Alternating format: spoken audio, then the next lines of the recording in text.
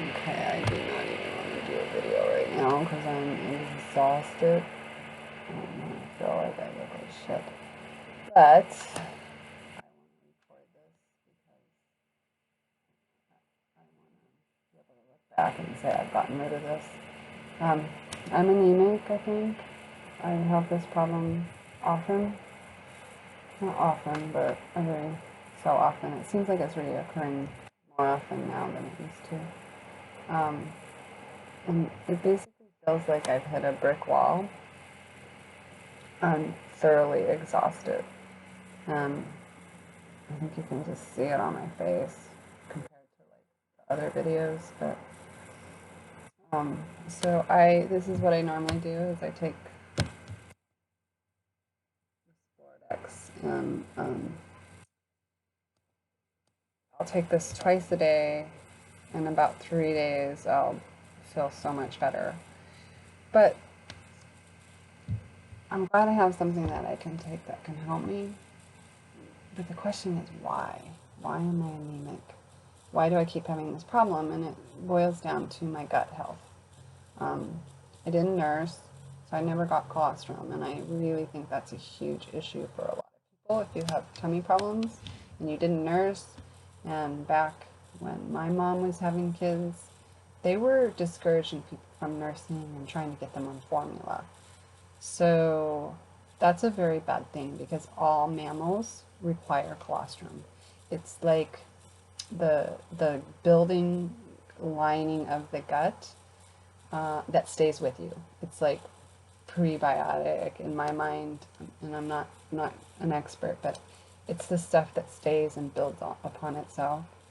And the probiotic that we take is the stuff we have to constantly take through food, yogurts and fermented foods and different things. So even if you do nurse, if you take a lot of antibiotics, um,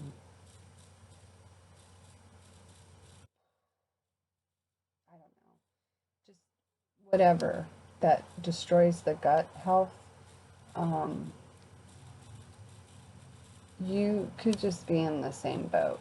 For me, I think it got worse when I shared that I had this tick illness, and I don't I don't name it, but I think it was Lyme. I didn't get the bullseye rash, but I broke out on a rash mostly on my left side of my entire body, just like these little dots all over, and a few on the right. The symptoms, though, were insane. And so they did give me doxycycline, and I was on that for 6 weeks. Now, that did like make me feel better while I was on it, but the reason I think that happens is because the Lyme it's very intelligent, and it forms like this biofilm, and so when it understands it's under attack, it just puts a shield around it. So I started to test, you know, this before I ran out of my Lyme medication. I started to test it, and I would take it, and then I wouldn't take it, and I would take it, and then I wouldn't take it. I would. There's a word for it, but my brain. I'm not getting oxygen. I'm exhausted. So, um, so whenever I didn't take it, those symptoms were immediately back. And some of the symptoms I would have, like the head, I don't even know how to describe. I think I've got some like personal videos on my phone where I would talk about it or something. But um, it's like someone is on the inside pushing out, and spatially things are weird, and it is the worst and the most insane feeling ever. You would get like, or I would get, but I've heard this from other Lyme people, that you would get this migrating pain that it would just move. It's like the weirdest thing. Like one minute it would be in my hip, and the next minute it would be in my ankle.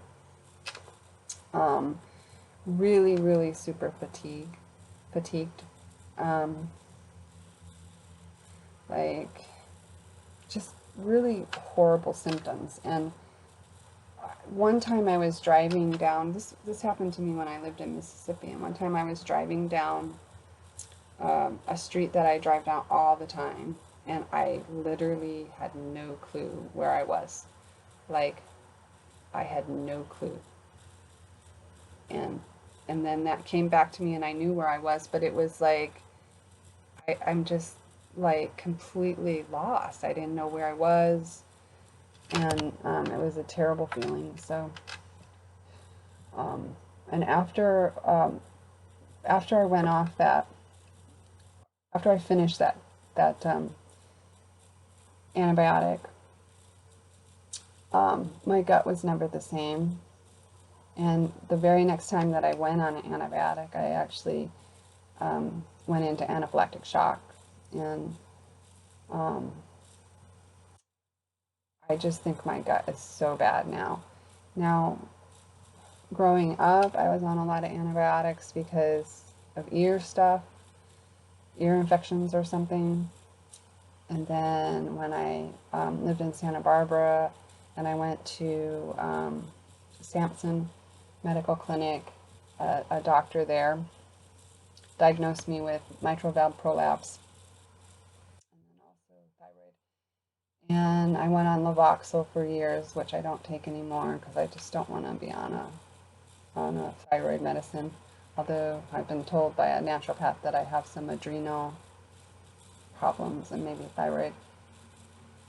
And then, which is frustrating because it's like I don't want to just be on a pill. I want to know why. What's going on with me that causes this problem? And I know there's an answer, and I just need someone to help me find it. So, and then for the MVP, mitral valve prolapse, what they used to do back, God, this was in the 90s,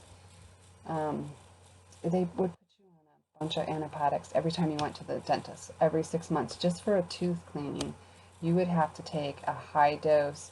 So I've had antibiotics way too much, and it's just made a gut that didn't get its original colostrum just multiple times worse. So I know I've got a lot of work to do on my gut, and I'm using something to do that, a yogurt I make. So I know that's the key. I've been slacking on doing that consistently, and I need to get on the ball with it and do it monthly and take it, because I've made it 2 batches. I split the batches with somebody and I didn't eat it all, and it's such a waste because it's not cheap. So I need to get on the ball. So I just wanted to share that so that I can hopefully look back and see that after I've done that consistently, there's a change. So I just want to share that. I don't know if anybody's going to watch this shit, but I'm going to go back and watch it. So yeah, I feel like shit, and I'm going to work on that and change it. So I hope everybody has a great day. Be loving and kind. It doesn't matter how crappy people are. I'm not always very loving and kind either. But anyways, be loving and kind and put good into the world. But don't let people treat you bad. Don't let people talk to you in a way you don't like, or yeah.